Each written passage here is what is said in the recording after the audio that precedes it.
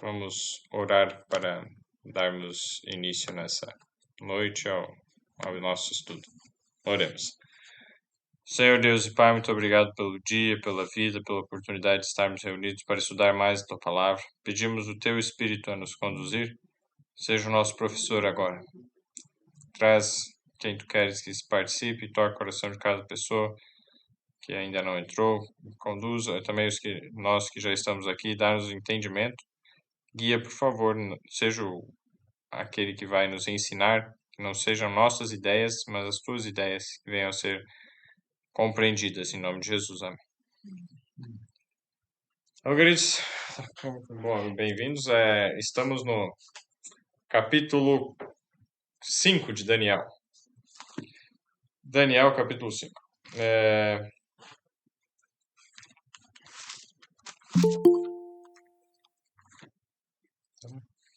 Daniel, capítulo 5, nós vamos ver um relato que aconteceu com Belsazar. Então, queridos, Daniel, capítulo 5. Vamos lá. Os versos são... Vamos ler o capítulo até o verso 31, né? O rei Belsazar deu um grande banquete a 1000 dos seus senhores e bebeu vinho na presença dos 1000. E havendo Belsazar provado o vinho, mandou trazer os vasos de ouro e de prata que Nabucodonosor, seu pai, tinha tirado do templo que estava em Jerusalém, para que bebessem neles o rei, os seus príncipes e as suas mulheres e concubinas. Então trouxeram os vasos de ouro que foram tirados do templo da casa de Deus, que estava em Jerusalém, e beberam neles o rei, os seus príncipes e as suas mulheres e concubinas. Beberam o vinho e deram louvores aos deuses de ouro, de prata, de bronze, de ferro, de madeira e de pedra. Na mesma hora apareceram uns dedos de mão de homem e escreviam defronte do castiçal na caiadura da parede do palácio real. E o rei via a parte da mão que estava escrevendo. Mudou-se então o semblante do rei e os seus pensamentos o turbaram. As juntas dos seus lombos se relaxaram e os seus joelhos batiam um no outro. Começou a tremer totalmente. Então, Daniel 5, verso 6 nos diz o que aconteceu, né, com o rei. Tá, vamos dar uma pausa aqui. Os vasos e os utensílios, travessas, taças de ouro, que foram os vasos de ouro, no caso, que foram tirados de Jerusalém quando foi conquistado por Nabucodonosor, nós podemos ver ali no Daniel 1, verso 2, que nós já vimos, né? O Senhor entregou nas suas mãos, no caso de Nabucodonosor, a Jeoiaquim, rei de Judá, e uma parte dos utensílios da casa de Deus, e ele os levou para a terra de Sinar, para a casa do seu Deus, e pôs os utensílios na casa do tesouro do seu Deus. Isso na primeira vez que ele foi. O templo continuou construído, a primeira ataque e conquista de Jerusalém. Depois eles se rebelaram, foram de novo na terceira vez que, daí, como nós comentamos, né, e a Bíblia descreve, né, em outros livros, terceira vez que Nabucodonosor foi, aí ele pegou todos os utensílios, ele destruiu o templo de Salomão, e aí encerrou ali aquela parte, aquele processo. E quando nós vamos aqui para Daniel, então voltando para Daniel capítulo 5, vejam que interessante. Então ele pegou os vasos, os recipientes de ouro, e usou eles para beber e homenagear os deuses falsos. E a sequência ali de Daniel 5:4 é muito parecida com a da estátua, né? Ouro, prata, bronze, ferro. Em vez de barro, usa madeira, né? E ainda tem a pedra, deuses de pedra. Lembra, né, a questão da pedra também, a pedra que bate na estátua. Mas em si, não é para se adorar os metais, essas coisas que Deus criou, são criaturas. Vejam só que interessante. Coisas criadas por Deus. Deus não está nelas. Deus não está no ouro, ou na planta, na flor, em nós. Essa crença panteísta não é bíblica. Tanto que aqui tem deuses feitos de pedra, que é um símbolo que Jesus aplica para o reino dele, que será como uma pedra que bate, né, e destrói, mas que ela em si não é nada. Sem ele, ele é quem cria, que dá o poder. Deus, né, é o criador. E as obras da criação não são Deus, tanto que são desprezadas nesse contexto. Porque tudo que eles deram um valor acima do que era natural ali, o texto diz que foi errado. Tanto que o que aconteceu em sequência foi porque eles adoraram deuses feitos desses materiais. Então, primeira lição de hoje. A outra lição interessante é Deus era o dono daqueles utensílios. E quando fizeram mau uso, no caso Belsazar aqui, fez mau uso desses utensílios sagrados, veio a consequência. Vejam agora um texto. Vamos abrir a Bíblia. Pedir para que todos estejam participando também, abrindo os textos em 1 Coríntios capítulo 3. 1 Coríntios capítulo 3, nós lemos assim, o verso 16 e 17. 1 Coríntios 3, 16 e 17. Não sabeis vós que sois o templo de Deus e que o Espírito de Deus habita em vós? Se alguém destruir o templo de Deus, Deus o destruirá, porque o templo de Deus que sois vós é santo. E agora o capítulo 6, 1 Coríntios capítulo 6, o verso 19 e 20. Ou não sabeis que o vosso corpo é o templo do Espírito Santo que habita em vós, proveniente de Deus, e que não sois de vós mesmos? Porque fostes comprados por bom preço. Glorificai, pois, a Deus no vosso corpo e no vosso espírito, os quais pertencem a Deus. Nós somos propriedade de Deus. Todo nosso corpo, na parte física, né, a parte também espiritual, pertence a Deus. E Deus pede que façamos bom uso para glorificar a Ele. Glorificai a Deus. Então, assim como os vasos de ouro lá de Daniel, do templo de Daniel, né, que eram do templo de Deus, do templo de Deus, foram levados, e quando o rei Belsazar teve a ousadia de de profaná-los, usar para uma festa, para bebedice, fazer mau uso daquilo que era de Deus, ele pagou o preço, nós já vamos ver, teve consequências. Da mesma forma nós, quando nós usamos o nosso corpo, as nossas habilidades, que de forma que não seja para a glória de Deus, fazemos mau uso do nosso corpo, hábitos que destroem a saúde, pensamentos ruins também, nós estamos fazendo mau uso daquilo que é de Deus, não é nosso. Nós vimos aqui 1 Coríntios 6, 19, né? E que não sois de vós mesmos, nós não somos de Deus, nós somos comprados por bom preço. Nós não somos de nós mesmos, nós fomos comprados de bom preço por Deus, nós somos de Deus, tanto pela criação como pela redenção, somos duplamente de Deus. Criação, quando Ele nos criou, Ele é nosso dono, nos deu a liberdade. Mas quando Jesus morre na cruz, Ele nos redime. Redenção é redimir, é salvar. Quando Jesus nos salva, Ele então nos recompra, compra novamente. Mas Ele mesmo assim continua nos dando liberdade. Então, Ele quer que nós reconheçamos que nós não somos de nós mesmos. Então, as ideias, filosofias atuais que dizem meu corpo, minhas regras, eu faço o que eu quero, não vêm de Deus e não resultam em coisas boas. Pode ver, sistemas começam a fazer isso, começam a ir por lados bem tenebrosos. Não vou entrar em detalhes, mas é o que nós vemos hoje na sociedade, cada vez mais deturpada, né? Voltando para Daniel, então. Nós vimos aqui o princípio, devemos fazer bom uso, né?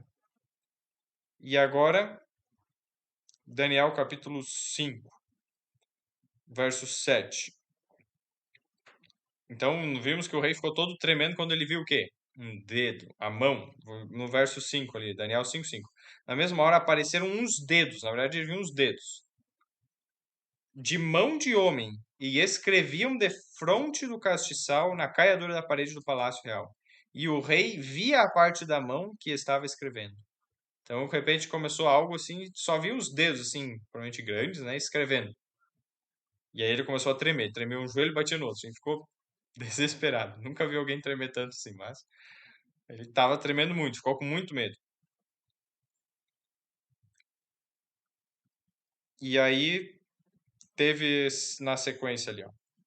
E gritou o rei com força que se introduzissem os astrólogos, os caldeus e os adivinhadores. E falou o rei, dizendo aos sábios de Babilônia: qualquer que ler este escrito e me declarar a sua interpretação será vestido de púrpura e trará uma cadeia de ouro ao pescoço, e no reino será o terceiro governante. Então entraram todos os sábios do rei, mas não puderam ler o escrito, nem fazer saber ao rei a sua interpretação.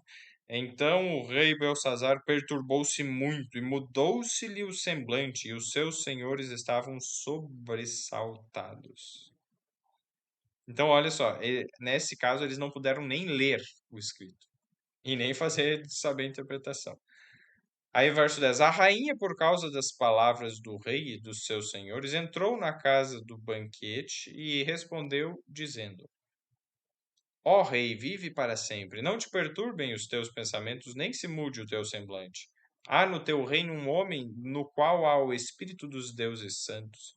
E nos dias de teu pai se achou nele luz, e inteligência e sabedoria, como a sabedoria dos deuses. E teu pai, o rei Nabucodonosor, sim, teu pai, o rei, o constituiu mestre dos magos, dos astrólogos, dos caldeus e dos adivinhadores. Porquanto se achou nesse Daniel um espírito excelente, e conhecimento e entendimento, interpretando sonhos e explicando enigmas e resolvendo dúvidas, ao qual o rei pôs o nome de Beltesazar. Chame-se, pois, agora Daniel, e ele dará a interpretação. Veja só que interessante. Só dar um pause aqui. Havia o costume lá no Oriente Médio, naquela época, de chamar os descendentes de alguém de filho.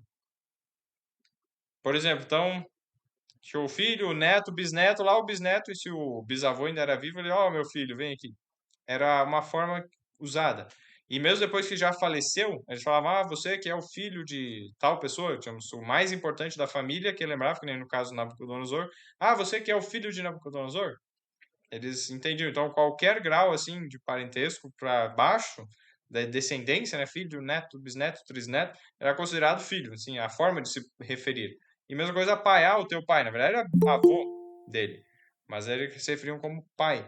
Era a cultura deles. Tanto que na época de Jesus, se vocês verem, né, Jesus era chamado como filho de Davi. Em algumas situações chamaram, ó, Jesus, filho de Davi.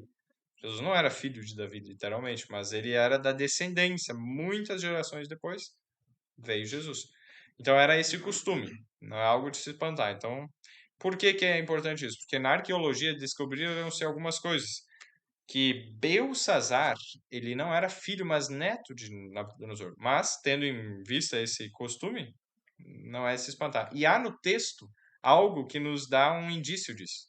Que esse livro de Daniel é verídico. Por quê? Muitas pessoas tentam acusar o livro de Daniel de sendo falso. Não, olha, é falso, colocou uma informação errada ali, não é verdadeiro. Mas nós já vamos ver qual é a informação que resolve esse problema. Vou colocar aqui uma tabela de um livro, bem interessante também sobre o livro de Daniel, do Elias Brasil, mas em si é o que nós já estamos estudando na Bíblia, né, que é o principal. Aqui mesmo aqui dá para nós vermos a sequência dos principais reis, né? O primeiro rei ali, Nabucodonosor, teve o pai dele, Nabopolassar, mas que não chegou um império ser tão grande na época dele. Então, Nabopolassar estaria antes. Daí Nabucodonosor. Depois de Nabucodonosor veio Evil-Merodach. A Bíblia cita ele, né, aqui nesses textos. Depois tem o outro. O seguinte rei vai vindo, tem, deixa eu não coisa, Nergal-Sarezer. Nergal-Sarezer depois de Evil-Merodach, Negal-Sarizer. Aí depois vem Labash e Marduk, uns nomes diferentes. Aí vem Nabonido e aí vem Belsazar. Então, entre Nabucodonosor e Nabonido, tem esses três. Provavelmente um deles era filho também, Evil-Merodach, o outro era genro, provavelmente, um outro genro também. Aí depois veio o Nabonido. Nabonido que casou provavelmente com uma filha de Nabucodonosor. Então ele foi rei, mas porque ele se casou com a rainha, filha de Nabucodonosor. E aí, desse casamento Nabonido com a rainha lá, veio o nome dessa rainha, né, que ele traz aqui é Nitocris, provavelmente, é a parte arqueológica, daí não tem na Bíblia. Mas que provavelmente é essa que falou, que entrou na festa e falou, provavelmente seja essa Nitocris. E veio então Belsazar. O que eu queria mostrar essa sequência? Então teve alguns ali no meio que governaram pouco tempo, 2 anos, teve um que foi poucos meses e passou assim. Aí Nabonido e Belsazar, eles reinaram uma quantidade maior de tempo. Os anos vão decaindo, por isso que está ali, porque era antes de Cristo, né? Então os anos vão diminuindo, né, o número. Belsazar, filho de Nabonido, reinou enquanto o pai dele estava vivo. E quando a gente vê ali no Daniel 5, o verso 7, quando ele chama os magos para interpretar, ele diz: quem interpretar vai receber um púrpura, né, vestido de púrpura, e vai ser o terceiro no reino. Mas por que o terceiro? Porque ele não era o primeiro no reino. O primeiro era o seu pai, Nabonido. Mas, devido a algumas perdas militares também, ele se dedicou para ser um sacerdote. Então ele chegou e disse: agora eu vou deixar de ficar cuidando das questões do reino, eu vou me tornar sacerdote. E ele foi para essas questões mais religiosas. Então ele estava dedicado nisso. Era o rei ainda, o principal era. Mas ele deixou o filho cuidar das questões do reino. Então, Belsazar estava como segundo no reino. Nabonido, seu pai, estava ainda presente como principal, mas ele estava se dedicando ao sacerdócio. E aí, idólatra, né, dos deuses deles. Belsazar como segundo no reino. E aí por isso que ele fala o terceiro no reino. Isso é uma prova de que essa informação é verídica e está presente ainda, né? Não há um erro ali, mas o fato de falar filho de Nabucodonosor é o costume da época, né? Apesar dele ser neto, ele é descendente, é filho, né, da linhagem de Nabucodonosor. Então, visto isso, nós podemos então perceber o terceiro no reino, quando então ele ouve lá de Daniel, e ele chama Daniel. Verso 13, né? Daniel 5:13. Então Daniel foi introduzido à presença do rei. Falou o rei dizendo a Daniel: és tu aquele Daniel, um dos filhos dos cativos de Judá, que o rei meu pai trouxe de Judá? Tenho ouvido dizer a teu respeito que o espírito dos deuses está em ti, e que em ti se acham a luz e o entendimento e a excelente sabedoria. Agora, por mesmo foram introduzidos à minha presença os sábios e os astrólogos, para lerem esse escrito e me fazerem saber a sua interpretação, mas não puderam ler a interpretação destas palavras. Eu, porém, tenho ouvido dizer de ti que podes dar interpretação e resolver dúvidas. Agora, se puderes ler este escrito e fazer-me saber a sua interpretação, serás vestido de púrpura e terás cadeia de ouro ao teu pescoço, e no reino serás o terceiro governante. Algo escrito por dedos místicos na parede. Provavelmente era uma linguagem desconhecida. Ou a linguagem materna de Daniel, lá, do hebraico da época, que ele chega até a ter o nome de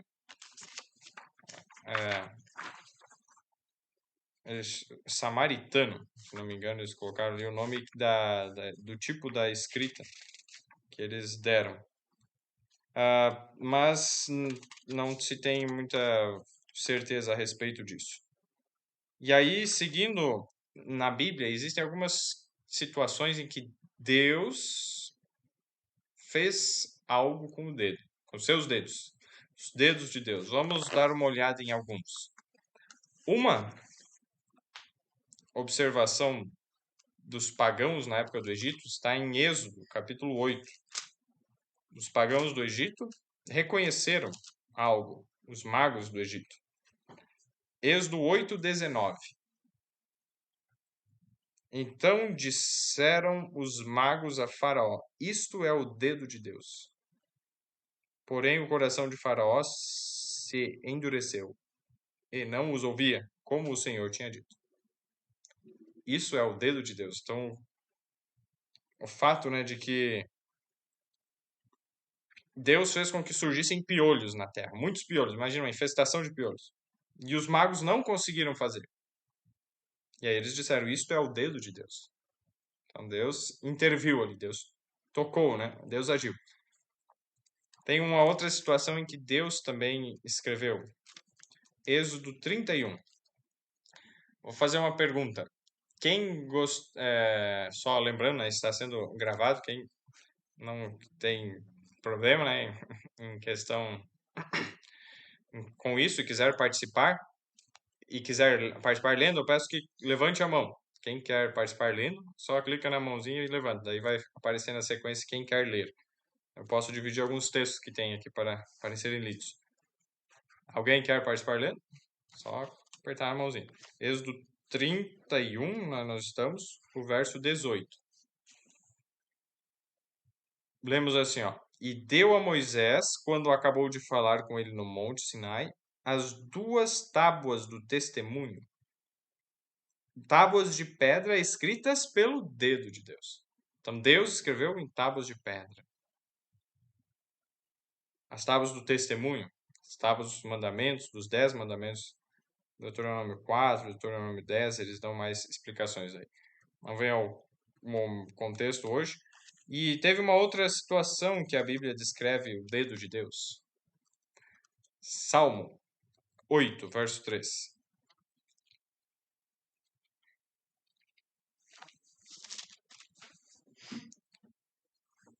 Salmo 8, 3. Se alguém quiser fazer um comentário, quiser fazer uma pergunta ou quiser ler, pode levantar a mão ali, tá? Aí já. Então, Salmo 8, 3. Quando vejo os teus céus, obra dos teus dedos, a lua e as estrelas que preparaste. Então, os céus são obra dos dedos de Deus. É gigantesco o universo, os céus, Deus com os dedos. Foi fazendo. Como Deus é muito além. E tem alguns outros textos aqui que nós podemos... Tem vários, na verdade, mas um deles que eu gostaria de chamar a atenção de vocês é Lucas 11, o verso 20. Nós estávamos estudando antes aqui, e aí meu pai lembrou desse texto. Lucas 11, 20. Nós lemos assim. Mas se eu, Jesus falando, mas se eu expulso os demônios pelo dedo de Deus, certamente a vós é chegado o reino de Deus. Então Jesus expulsava os demônios pelo dedo de Deus. Mesmo dedo que criou também repreende os demônios, expulsava os demônios. E um último, que está em João, Lucas, o próximo livro, João. João, capítulo 8. Essa foi uma forma diferente em que aparece na Bíblia que Deus escreveu com o seu dedo. Por quê? João 8, o verso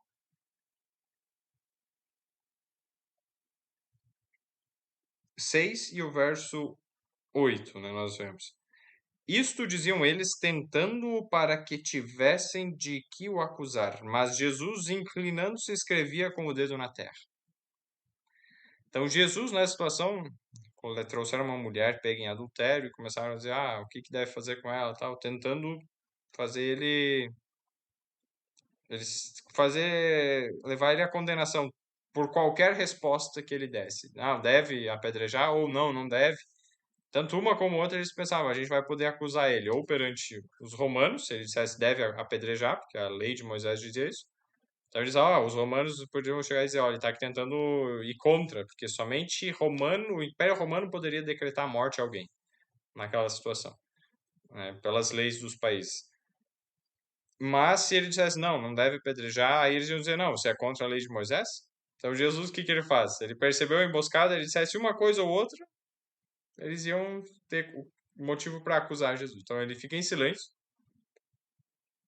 ele se inclina e começa a escrever na terra com o dedo. Deus em forma humana escreveu com o dedo na terra. Interessante. E aí vem o verso 7, né? E eles, como se insistissem, perguntando-lhe, então eles ficaram ali, você não vai responder? Vai. Ele endireitou-se, no verso 7, né? E disse-lhes, aquele que entre vós está sem pecado, seja o primeiro que atire pedra contra ela. E tornando a inclinar-se, escrevia na terra.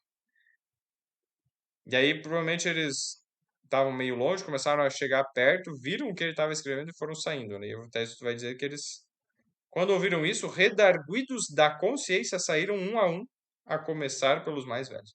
Então, veja só, Jesus citou a questão dos pecados. Então, ele estava escrevendo algo no chão. E ele cita sobre os pecados. E aí eles começam a sair. Provavelmente, Jesus estava escrevendo pecados, né? Algo nesse sentido, né? Os pecados que as pessoas que estavam ali se identificaram com os pecados. Mas Jesus escreveu de tal forma que não foi uma acusação aberta contra eles, que todos, nossa, isso foi ele que fez, não. Mas quem viu, percebeu que Jesus era sobre-humano, que Jesus sabia de segredos. E eles preferiram sair,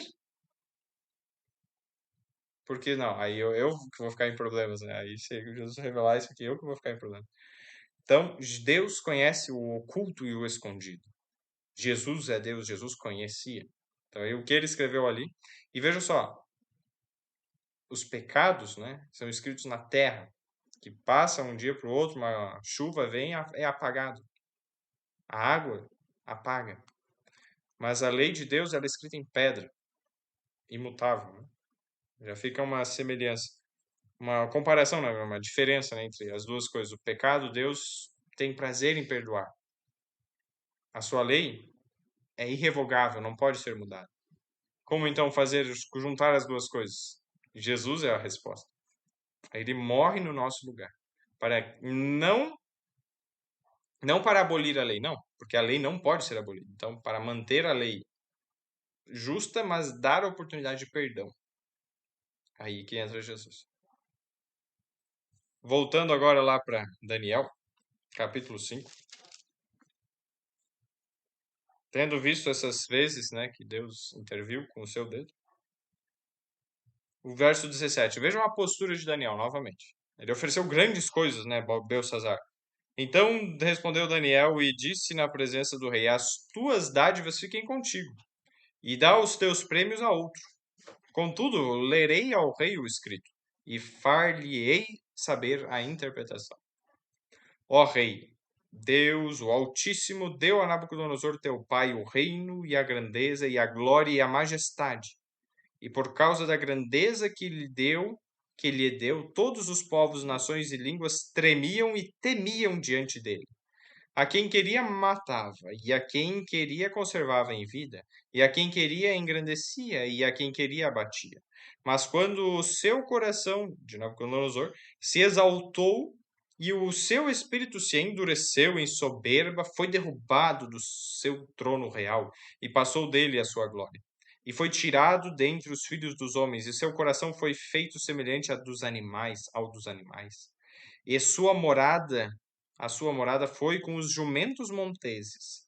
Fizeram-no comer a erva como os bois, e do orvalho do céu foi molhado o seu corpo, até que conheceu que Deus, o Altíssimo, tem domínio sobre o reino dos homens, e a quem quer constitui sobre ele. E tu, Belsazar, que és seu filho, não humilhaste o teu coração, ainda que soubeste tudo isto. Então ele soube essas informações. E ele não humilhou o seu coração, mas ele afrontou a Deus pegando os vasos sagrados, né? E profanando eles. Então, e veja só, o verso 23 dá mais detalhes, né? E te levantaste contra o Senhor do céu, pois foram trazidos à tua presença os vasos da casa dele. E tu, os teus senhores, as tuas mulheres e as tuas concubinas, bebestes vinho neles. Além disso, deste louvores aos deuses de prata, de ouro, de bronze, de ferro, de madeira e de pedra, que não veem, não ouvem, nem sabem, mas a Deus em cuja mão está a tua vida, e de quem são todos os teus caminhos, a ele não glorificaste. Então dele foi enviada aquela parte da mão que escreveu este escrito. Este, pois, é o escrito que se escreveu. Mene, mene, tekel, ufarsim, ou Pérez, ou Parsim, dependendo da tradução. Mene quer dizer número. Tekel, peso, pesado, né? E o Farsim, Parsim, ou Pérez, é divisão. Então, foi numerado, pesado e dividido. É mais ou menos essa a escritura. E aí ele vem, ó, esta é a interpretação daquilo. Mene, contou Deus o teu reino e o acabou. Tekel, pesado foste na balança e foste achado em falta. Pérez, dividido foi o teu reino e dado aos medos e aos persas. Daniel 5:29 agora. Então mandou Belsazar que vestissem a Daniel de púrpura e que lhe pusessem uma cadeia de ouro ao pescoço e proclamassem a respeito dele que havia de ser o terceiro no governo do seu reino. Naquela noite foi morto Belsazar, rei dos caldeus. Naquela noite foi morto Belsazar, rei dos caldeus. E Dario o Medo ocupou o reino, sendo da idade de 62 anos. Assim se encerra o capítulo 5 de Daniel. A condenação veio naquela mesma noite para Belsazar. Porque ele profanou, se levantou contra. Vejam só, verso 23, Daniel 5:23. Te levantaste contra o Senhor no céu. E comparando com o que nós vimos no início do estudo, né, 1 Coríntios 6, 19 e 20, que nós não somos de nós mesmos. Devemos glorificar a Deus no nosso corpo e no nosso espírito, os quais pertencem a Deus. Então, se eu faço algo que destrói meu corpo, se eu tenho um hábito, uma atitude que destrói meu corpo, eu estou me levantando, isso conscientemente, tendo consciência, eu estou me levantando contra o Senhor do céu. Porque aqui, se o Belsazar não soubesse dessa história, não soubesse que esses vasos eram sagrados, e tivesse usado para aquilo, era diferente, mas ele sabia que eram vasos sagrados do templo de Deus, Jeová, né, que estava lá.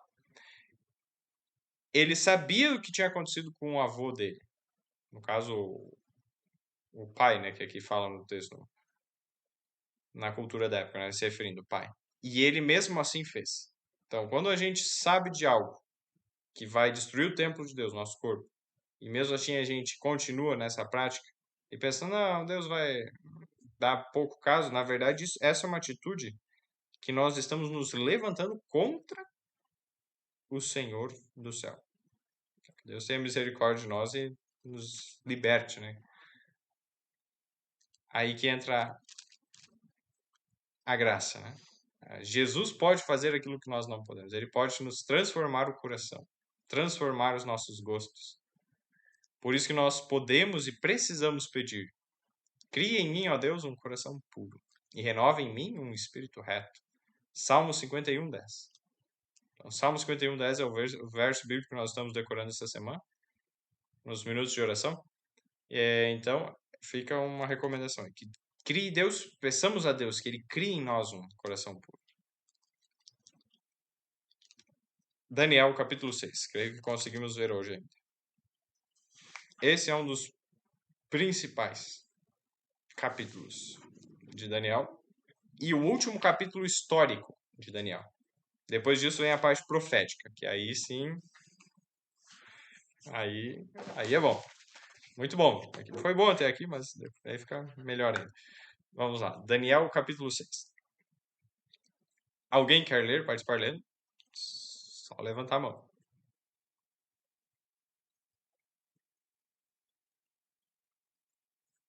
Então eu vou ler aqui. Daniel capítulo 6. E pareceu bem a Dario constituir sobre o reino 120 príncipes que estivessem sobre todo o reino. E sobre eles 3 presidentes, dos quais Daniel era um, aos quais estes príncipes dessem conta, para que o reino não sofresse dano. Então o mesmo Daniel sobrepujou estes presidentes e príncipes, porque nele havia um espírito excelente, e o rei pensava constituí-los sobre todo o reino. Então os presidentes e os príncipes procuravam achar ocasião contra Daniel a respeito do reino, mas não podiam achar ocasião ou culpa alguma, porque ele era fiel, e não se achava nele erro nem culpa. Erro nele, nenhum erro, nem culpa. Então estes homens disseram: Nunca acharemos ocasião alguma contra este Daniel, se não a acharmos contra ele na lei do seu Deus. Então estes presidentes e príncipes foram juntos ao rei e disseram-lhe assim: Ó rei Dario, vive eternamente. Vive para sempre, né? Todos os presidentes do reino, os capitães e príncipes, conselheiros e governadores concordaram em promulgar um edito real e confirmar a proibição que qualquer que, por espaço de 30 dias, fizer uma petição a qualquer deus ou a qualquer homem, e não a ti, ó rei, seja lançado na cova dos leões. Verso 7, temos o primeiro aspecto interessante. Aqui não diz quantos foram, mas dá para entender que não foram todos os presidentes e príncipes, né, governadores. Não foram todos, porque era uma quantidade relativamente grande, mas que eles disseram representando outros. Seria muito estranho, digamos, se todos, lá, os 120 e tantos, né, chegassem, né, porque eram não só os governadores, ele fala reinos, capitães e tal, todos chegassem menos Daniel. Ia ser algo meio estranho. Mas não, chegou um número e eles disseram que todos tinham concordado. Mentira. Não eram todos. Daniel não tinha concordado e nem concordaria.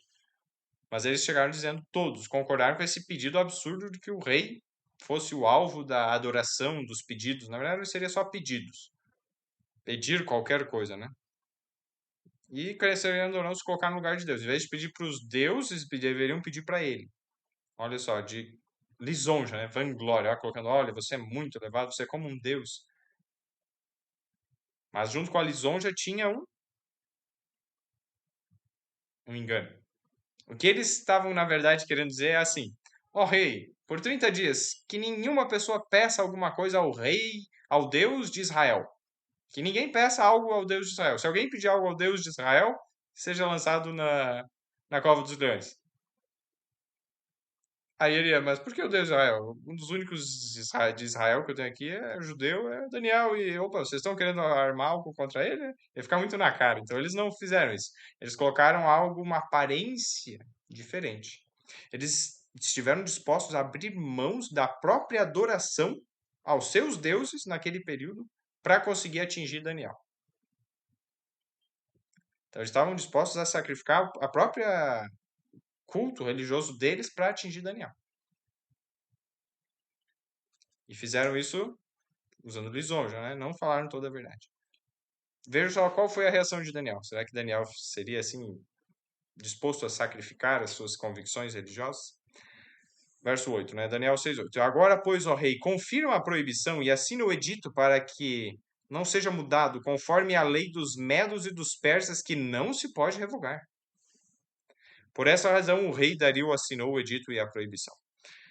Daniel, pois, quando soube que o edito estava assinado, entrou em sua casa, Ora, havia no seu quarto janelas abertas do lado de Jerusalém. E 3 vezes no dia se punha de joelhos e orava e dava graças diante do seu Deus, como também antes costumava fazer. Então aqueles homens foram juntos e acharam a Daniel orando e suplicando diante do seu Deus. Então aquele grupo de homens, quando deu ali, souberam, foram lá juntos na casa de Daniel. Na King James chega na margem e fala que fizeram tipo um tumulto, né? A expressão provavelmente no original dá essa ideia que foram tipo um tumulto, né? Foram lá, todo mundo assim, uma passeata, né? E chegaram lá e ó, verso 12, né? Daniel 6:12. Então se apresentaram ao rei e a respeito do edito real disseram-lhe: Porventura não assinaste o edito pelo qual todo homem que fizesse uma petição a qualquer deus ou a qualquer homem por espaço de 30 dias e não a ti, ó rei, fosse lançado na cova dos leões? Respondeu o rei dizendo: Esta palavra é certa, conforme a lei dos medos e dos persas, que não se pode revogar. Então responderam ao rei, dizendo-lhe: Daniel, que é dos filhos dos cativos de Judá, não tem feito caso de ti, ó rei, nem do edito que assinaste. Antes, 3 vezes por dia, faz a sua oração. Veja só a maneira desprezível que eles se referem a Daniel. Daniel, que é dos filhos dos cativos de Judá. Se desprezando, né? Que aí não tem feito caso de ti, tentando criar uma desavença com o rei. Olha, ele não liga para ti. Na verdade, não. Daniel era o mais fiel ao rei. Mas essa fidelidade que ele tinha ao rei somente vinha porque ele era mais fiel a Deus do que ao rei. Então, a sua fidelidade a Deus era a causa da sua fidelidade absoluta, quase absoluta, né, ao rei. Absoluta no que dizia a respeito às coisas do rei, que não interferisse com a sua fidelidade a Deus.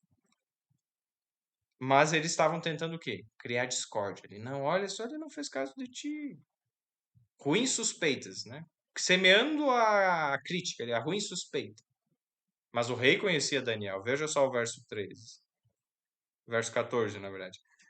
Daniel 6,14. E ouvindo então o rei essas palavras, ficou muito penalizado. E a favor de Daniel propôs dentro do seu coração livrá-lo. E até o pôr do sol trabalhou para salvá-lo. Então aqueles homens foram juntos ao rei e disseram-lhe: Sabe, ó rei, que é lei dos medos e dos persas, que nenhum edito ou decreto que o rei estabeleça se pode mudar. Então o rei ordenou que trouxessem a Daniel e lançaram-no na cova dos leões. E falando o rei, disse a Daniel, então nesse momento que eles estavam lançando ele na cova dos leões, disse a Daniel: O teu Deus, a quem tu continuamente serves, ele te livrará. Então, ele demonstrou uma certa confiança no Deus de Daniel. Uma certa confiança. A gente já vai ver por que não foi absoluto, mas ele tinha evidências de quem que era o Deus de Daniel, porque ele conhecia Daniel. Daniel dava testemunho do verdadeiro Deus. Veja o verso 17. E foi trazida uma pedra e posta sobre a boca da cova, e o rei selou com o seu anel e com o anel dos seus senhores, para que não se mudasse a sentença acerca de Daniel. Então o rei se dirigiu para o seu palácio e passou a noite em jejum, e não deixou trazer à sua presença instrumentos de música, e fugiu dele o sono. Pela manhã, ao romper do dia, levantou-se o rei e foi com pressa à cova dos leões. Então, ele, de manhã cedo, foi correndo para lá.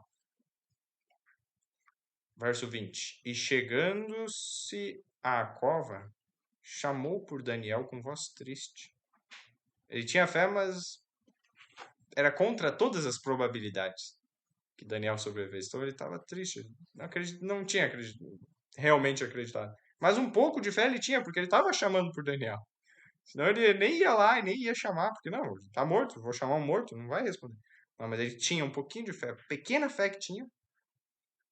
Com voz triste, disse o rei a Daniel: Daniel, servo do Deus vivo, dar-se-ia o caso que o teu Deus, a quem tu continuamente serves, tenha podido livrar-te dos leões?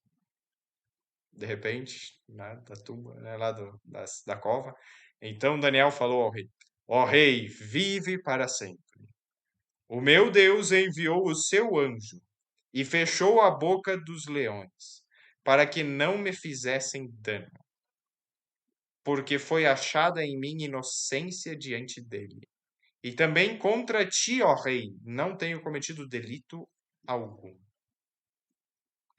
Então o rei muito se alegrou em si mesmo e mandou tirar a Daniel da cova. Assim foi tirado Daniel da cova, e nenhum dano se achou nele, porque crera no seu Deus. Por que Daniel foi livrado? Porque ele creu.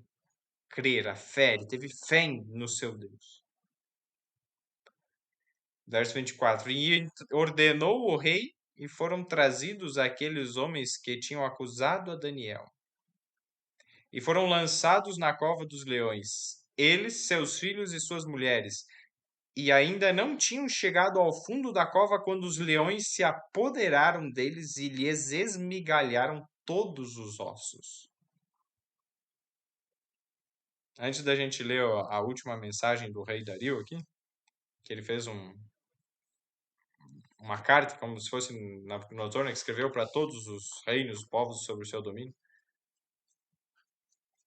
O livro aqui do Ryan Smith, Daniel e Apocalipse, ele trouxe o que tem de interessante, assim, de esclarecedor, diferente do livro, eu compartilho com vocês, né? Creio que uma parte não tem conseguido ler o livro, mas eu vou compartilhando, que eu chamo de sacada, né? Teve uma sacada, um entendimento sobre esse texto muito interessante. Por exemplo, provavelmente quando Daniel foi ver lá se Daniel não estava, se estava vivo, e ele viu que estava vivo, provavelmente os acusadores dele tenham dito, deixou os leões já alimentados, eles não estavam com fome, por isso que Daniel não foi destruído.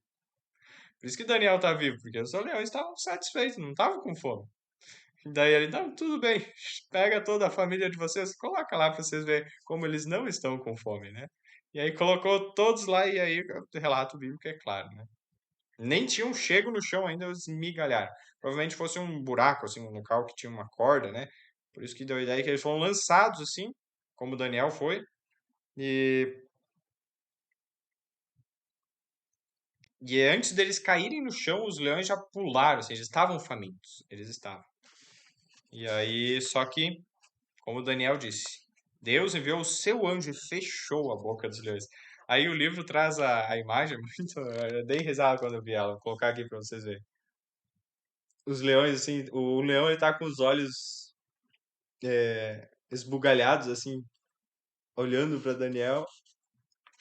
Interessante essa imagem que ilustra bem o que aconteceu lá, né?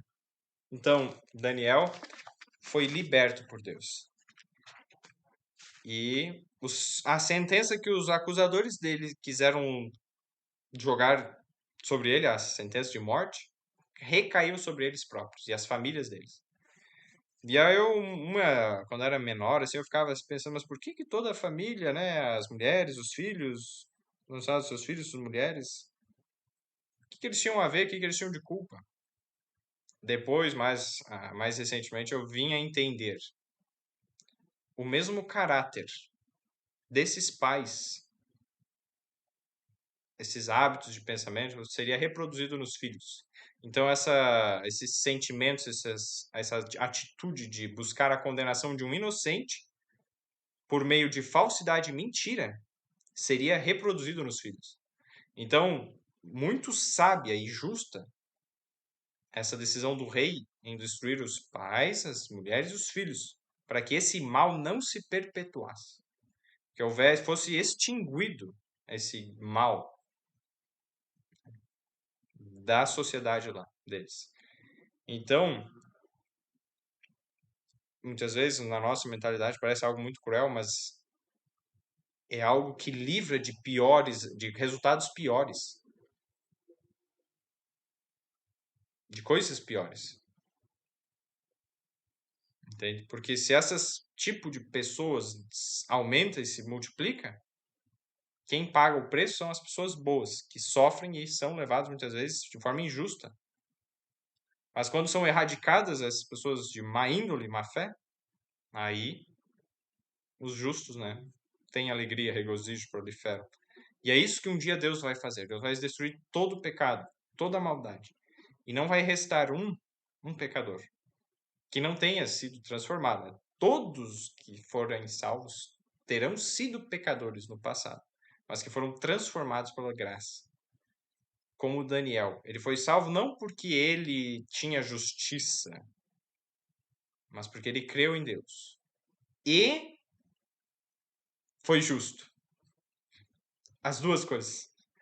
Não foi a justiça dele que o livrou, mas foi a crença em Deus junto com a sua justiça. A justiça em nós é necessária. A demonstração externa de justiça é necessária. Mas ela não vem de nós. Ela vem resultado da crença em Deus. É isso que o texto deixa claro. A primeira coisa, creu. E aí,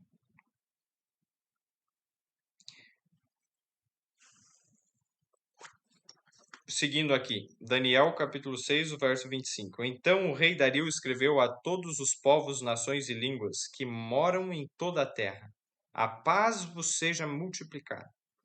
Da minha parte é feito um decreto pelo qual em todo o domínio do meu reino os homens tremam e temam perante o Deus de Daniel, porque ele é o Deus vivo e que permanece para sempre. E o seu reino não se pode destruir, e o seu domínio durará até o fim. Ele salva, livra e opera sinais e maravilhas no céu e na terra. Ele salvou e livrou Daniel do poder dos leões. Este Daniel, pois, prosperou no reinado de Dario e no reinado de Ciro, o persa. Fim do capítulo 6 de Daniel.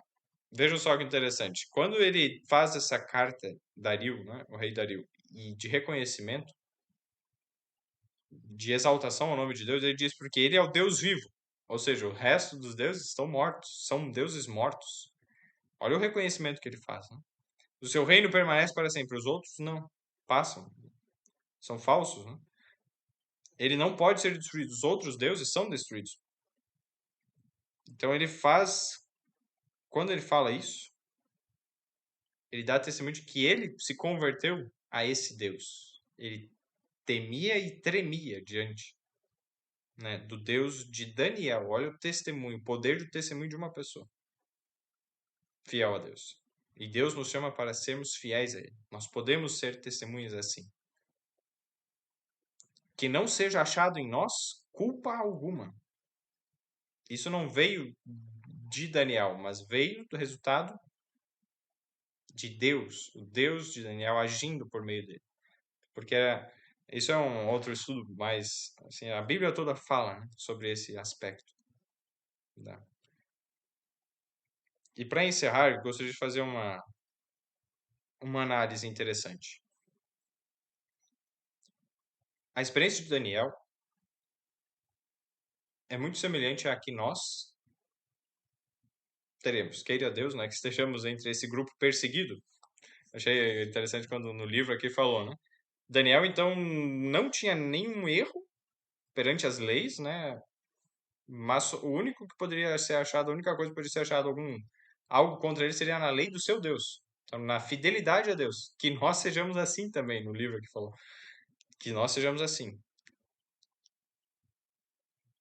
Como Daniel capítulo 4, os Sadraque, Mesaque e Abednego, né, os três amigos seriam o Isaías, Azarias, Misaías e Misael, me fugiu os nomes, né? Mas os três amigos de Daniel, os nomes originais deles foram mudados para esses nomes babilônicos. Eles foram jogados na fornalha de fogo. Por que eles foram jogados lá? Por não aceitar fazer o errado. Certo? Então, eles decidiram não transgredir a lei de Deus. Um dever de não pecar, de não transgredir a lei de Deus. Porque eles decidiram isso, eles foram sentenciados à morte. Já aqui, Daniel, nós vemos o dever de fazer as coisas certas, de fazer as coisas bem feitas. E por fazer as coisas bem feitas, ele foi sentenciado. A inveja, né, levou. Então, nós percebemos esses dois contrastes. Assim como nós vamos mais para frente ver na parte profética, no fim, em breve, não sei, não sabemos em questão de tempo específico, mas em breve, surgirão leis mundiais que vão obrigar as pessoas a fazer algo que é contrário à lei de Deus, algo errado, a transgredir um mandamento de Deus. Assim como foi obrigado a adorar, né, a imagem de ouro, as pessoas serão chamadas a adorar um sistema, uma imagem falsa, em breve. A gente vai estudar mais a fundo isso, mas que, em resumo, se dá no centro da adoração no dia de guarda. Então surgirão leis obrigando as pessoas a guardar um dia que não é o dia que Deus pediu. Deus pediu que fosse guardado sábado. Surgirão leis políticas, civis, obrigando as pessoas a guardar o domingo. Essas leis obrigando a fazer algo que Deus não pediu, ao contrário à lei de Deus, e quem for contra será perseguido, demonstra mais ou menos por Daniel capítulo 4, como até nós comentamos no estudo sobre Daniel capítulo 3, desculpa. Capítulo 4 não é sobre isso. Daniel capítulo 3. E já a história aqui de Daniel, capítulo 6, demonstra algo mais para frente. Ou seja, depois disso, não é só aqueles que se recusarem a fazer o errado que vão ser perseguidos, mas por fazer o certo serão perseguidos. Queira Deus estejamos nesse grupo, né? Que por fazer o certo e por deixar de fazer o errado ser perseguido, mas também pelo fato de simplesmente fazer o certo, será perseguido. E isso a gente sabe que no fim, depois, né, nos últimos momentos, aqueles que fazem o certo, ou seja, guardam o sábado, que é o que Deus pede, serão acusados de todos os problemas que acontecem na terra. E o povo inteiro da terra, todo o mundo, Mateus 24 chega a dizer, o mundo inteiro vai odiar esses que fazem o certo. E vai persegui-los de morte, procurar tentar matá-los. E haverá angústia, qual nunca houve sobre, né, em Daniel 12 vai falar isso, a gente vai chegar lá, né? Uma angústia tal como nunca houve antes, desde que houve nação sobre a terra. Então, é uma angústia muito grande, porque sem ser culpado, como Daniel, né, foi jogado lá, passou a noite inteira. Você acha que Daniel ficou dormindo? Qualquer momento ali os leões estavam à volta. Eles foi fechada a boca, né? Mas eles poderiam ser mortos. Estava ali no meio dos leões. E aí esse é um paralelo incrível que quando a gente faz. A lei dos medos e dos persas não podia ser mudada. Mesmo que o rei amasse a Daniel, ele não podia mudar a sua lei. E Daniel foi colocado lá, face a face com a condenação da lei. Da mesma forma, Deus tem uma lei que não pode ser mudada. E aí nós, por querermos ser fiéis a Deus, chegaremos nesse momento em quando não haverá mais intercessor por nós, não haverá quem por nós, porque somente estaremos perante a lei de Deus, seremos jogados então lá no meio, face a face com a condenação da lei, a sentença de morte, e naquilo, onde nós vamos apegar? Crença em Deus, a fé em Deus. É uma fé tão grande que chega a ter semelhança à fé de Cristo. Por isso, Apocalipse 14, verso 2 vai dizer, no original, né? Eis aqui os que guardam os mandamentos de Deus. Aqui está a paciência dos santos. Aqui estão os que guardam os mandamentos de Deus e têm a fé de Jesus. A maioria das Bíblias traz a palavra fé em Jesus.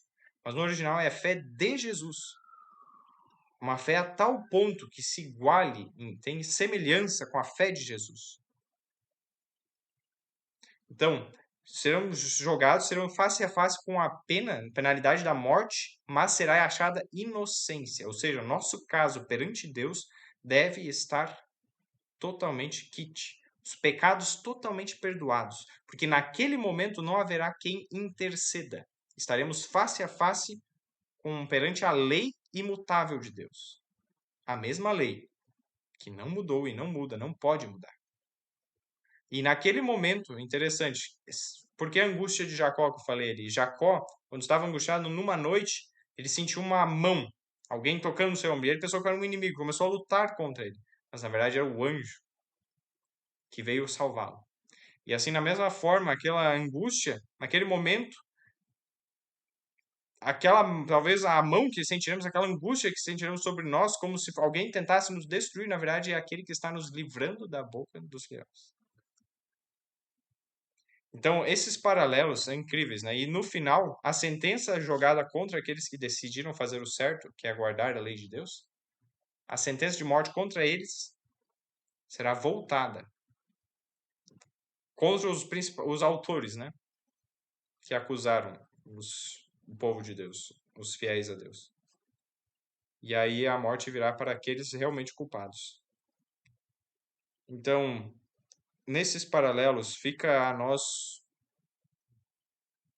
o término da parte histórica de Daniel e o chamado à fidelidade, o apelo que Deus nos faz hoje. Decidamos ser hoje fiéis a tudo que nós aprendemos de Deus, em todas as áreas da vida. Seja na parte física do corpo, nós vimos os cuidados nos hábitos de saúde para não profanarmos o templo de Deus. Seja na parte moral, espiritual, na obediência aos requisitos de Deus, de tudo que nós já sabemos, peçamos a Deus força, fé, peçamos a Ele fé, pois essa fé vem dele. É uma fé em grau de semelhança com a dele mesmo, para podermos agir como Daniel. Que seja essa a nossa oração. E fica o apelo. Decidamos hoje fazer isso e orar nesse sentido. Amém? Alguém tem alguma pergunta, alguma contribuição? Lloyd, pode falar. Eu vou fazer um comentário. Posso? Pode falar. Então, sobre o estudo de hoje, a gente foi só 2 capítulos, né? Então, a gente percebe que a nossa maior necessidade é de sermos firmes, né? O livro de Daniel é cheio de milagres, não de milagres, livramentos miraculosos, profecias, visões, sonhos que Daniel e seus amigos tiveram a oportunidade de ter. Então, a gente só pode ser fiel a Deus se a gente tiver o compromisso diário de estar com Ele, né? Não adianta a gente querer estar na eternidade com Deus se a gente não cultivar todos os dias como Daniel fazia, né? E os seus amigos. Eles criam em Deus. Então, isso aconteceu porque eles tinham uma fidelidade, um compromisso com Deus que a gente precisa ter hoje. E é necessário isso. Ellen White fala sobre isso. Eu acho que é tão importante que a nossa maior necessidade hoje é que sejamos homens que não se compram nem se vendem. Daniel permaneceu fiel e reto, ainda que caísse os céus. Então, acho que é essa a nossa maior necessidade, é de sermos firmes e retos naquilo que a gente se propôs a crer. E lá na frente, nós vamos ter aquilo que a gente tanto almeja, a eternidade, a viver com Jesus, né? É isso. Muito obrigado pelo comentário. E é interessante isso, porque se você olhar a maior parte da vida de Daniel, não foram grandes acontecimentos como esses que nós vimos até aqui. Os mais memoráveis, mais miraculosos, como ele falou, né? Livramentos de Deus, foram relatados. Mas 99,99% dos dias de vida dele foram passados cumprindo os deveres ordinários, simples do dia a dia, como acordar, se alimentar, trabalhar, estudar, orar. Então ele orava, primeira coisa cada dia, depois ao meio-dia, final da tarde, como nós vimos 3 vezes ao dia.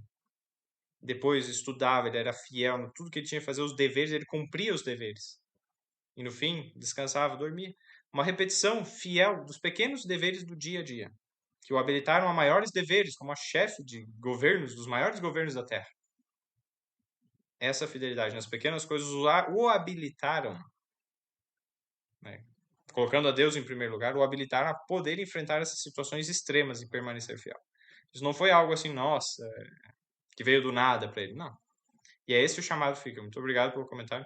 Cada dia, é uma questão diária, não é uma questão esporádica, de vez em quando, não. Não é isso que demonstra o nosso caráter. O caráter é demonstrado pela persistência, pela habituidade dos nossos hábitos, pela habituidade das nossas palavras, pensamentos e ações. É isso aí. Então, queridos, vamos fazer uma oração para encerrarmos? Oremos, então.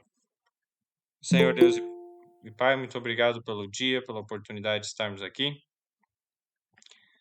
Senhor, pedimos agora o Teu Espírito a nos conduzir nesse, no que nós aprendemos hoje, dando força a colocar em prática cada verdade que aprendemos, que sejamos fiéis nas pequenas coisas, nos pequenos deveres, a cada dia. Ajuda-nos a ser como Daniel. Queremos ser fiéis nas situações extremas, mas para isso precisamos ser fiéis a cada dia, nas pequenas coisas primeiro, e depois em coisas maiores, e buscando sempre a Ti em primeiro lugar, nos lembrando ao meio do dia e no final do dia reconhecendo com gratidão o que Tu fizeste e fazes por nós. Guia cada um, eu peço o Teu Espírito, por favor, a nos preparar para esses momentos que estão por vir sobre a face da terra. E agradeço, Senhor, porque já nos tens ouvido, porque oramos segundo a Tua vontade, em nome de Jesus. Amém. Então, uma boa noite a todos. E Deus abençoe cada um. Boa noite, até amanhã. Boa noite, irmão. Feliz sábado.